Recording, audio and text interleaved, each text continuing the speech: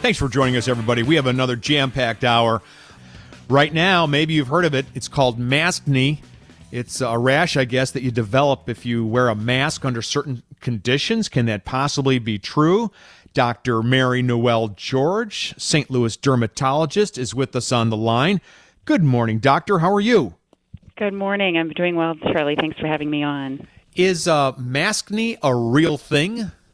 Maskne is a real condition and a new word, I guess, in our lingo. But it's when rashes and acne happen below your mask, often after wearing for long periods of time. Doesn't affect everybody, but it can certainly make more people who are already prone to developing acne or rosacea have flares of that condition, or it develop from the beginning too.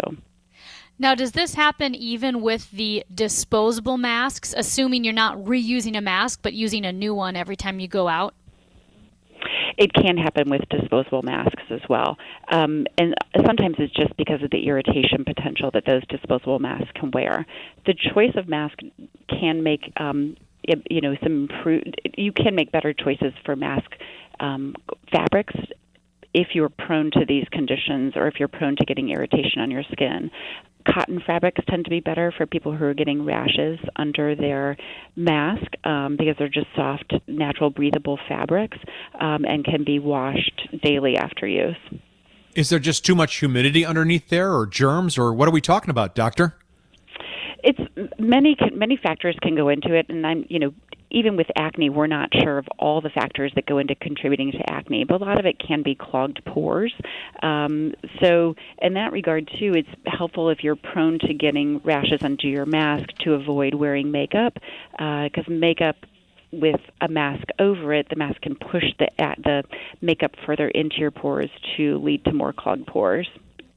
Would it help if the moment you get back home, you take off your mask and wash your face, or at the very least, use witch hazel or some type of astringent?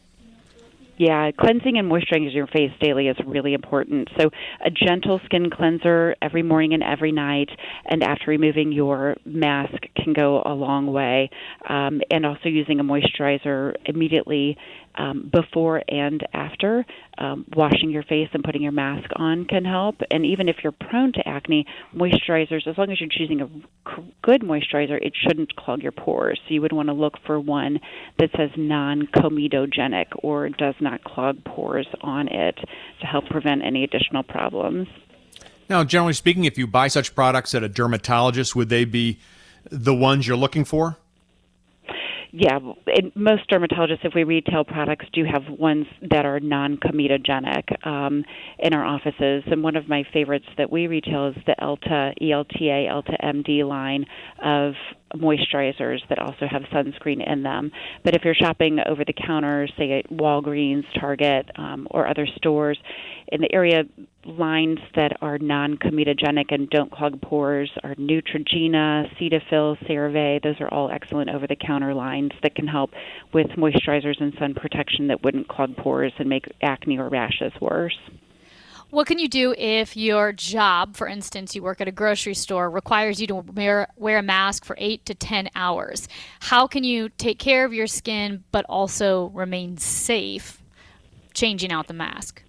Right. So, masks play a vital role, obviously, in reducing the spread of the coronavirus and are certainly required in St. Louis to reduce the spread. So wearing a mask is even if you're one of the small few who may suffer rashes or worsening of acne from wearing masks, it's still the greater good that comes from wearing a mask is still better than having rashes that can be treated by wearing a mask. But if you have to wear a mask and you're prone to getting acne or worsening of rashes on your face, it's just removing the mask when you have times available where you can socially distance outside or after you get home, but making sure, of course, to wash your hands before you remove a mask when doing so. Just taking a break from wearing a mask can really help your skin breathe.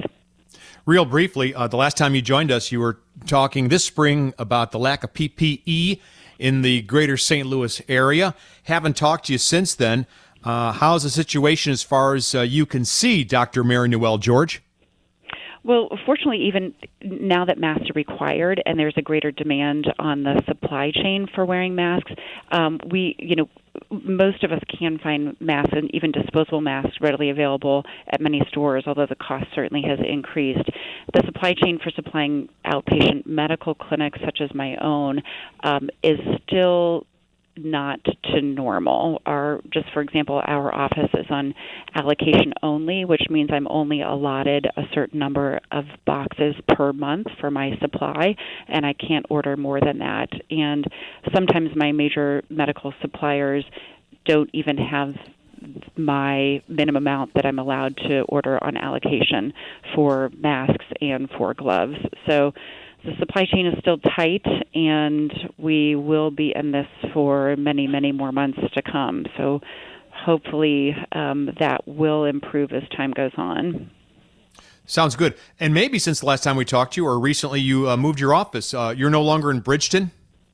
Correct, yes. We moved a little over a year ago. We're now at the corner of Ladue and Clayton, right at 170 and Ladue Road. So we found a wonderful new home right in Midtown and have a newer, larger office, and also have 2 new Board Certified Dermatologists who are working alongside me, which is wonderful. Very well. Well, thank you, Dr. Mary Noël George, for taking time out of your busy schedule to join us today on The Voice of St. Louis, KMOX. Thank you.